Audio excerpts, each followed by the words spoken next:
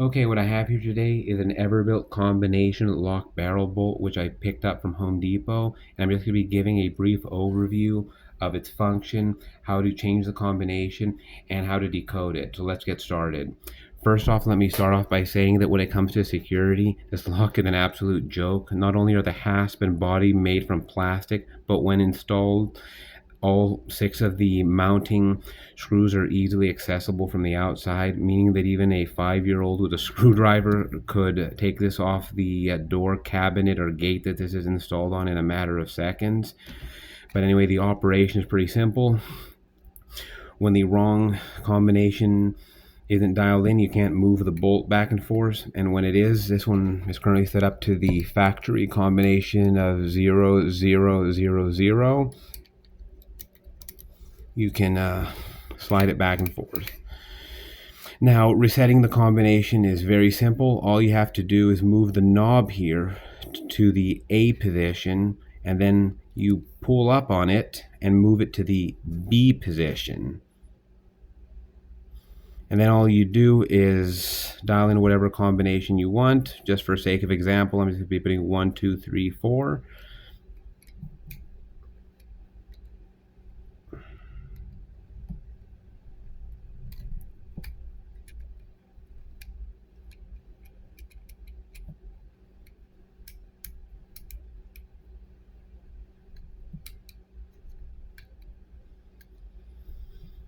Then you just move it back to the A position and change just like that. Now, decoding this lock is extremely simple. So what I'm going to do now is I'm just going to move it back to the B position. Sorry, it has a tendency to want to slip there.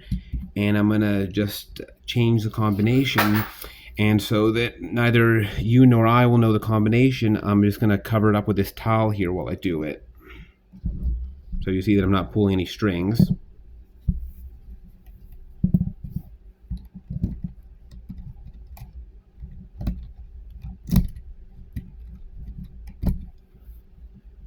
There we go.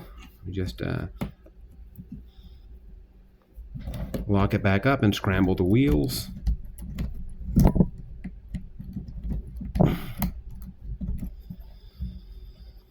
And just to show you, we'll put in the combination that I originally entered, and I'll show you that it won't work.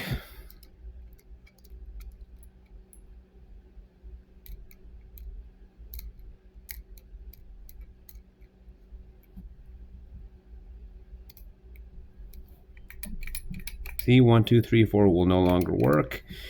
Now, decoding this lock is very simple. However, there's one thing to remember. Unlike most Sesame-style combination locks, the gates are not going to be on the axle that the wheels ride on, but rather on the underside of each wheel and on the side of the wheel that's facing the knob here. And because of that, when you insert your shim, you're going to want to tilt it slightly to the left as you insert it. This is made from a soda can which has a natural curve to it, so I don't have to worry about that. But if you're not using a shim that has a natural curve to it, you're going to want to remember that. But anyway, all you're going to do is you're going to put the corner of the shim right forward of this little index mark here and just start dialing the wheel backwards, and once it reaches the gate, it'll get caught in there and you'll feel it. So let's get started.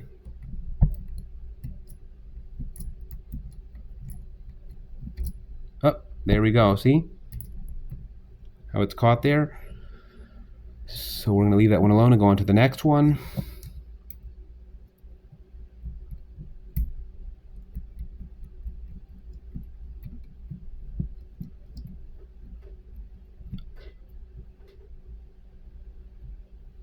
There's going to be 2 there.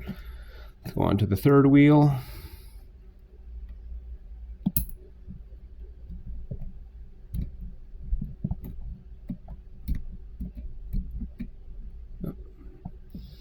And the last one.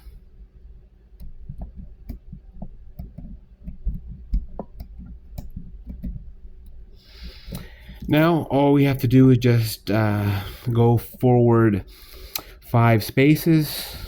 So let's start with wheel number 1 here. 1, 2, 3, 4, 5. The next one, 1, 2, 3, 4, 5. The next one, 1, 2, 3, 4, 5. And the last one, 1, 2, 3, 4, 5. And there we go. We have the combination 4, 7, 4, 5. All right, that concludes this video. If you have any questions or comments, feel free to leave them below. And stay tuned for my next video. And hope you have a nice day.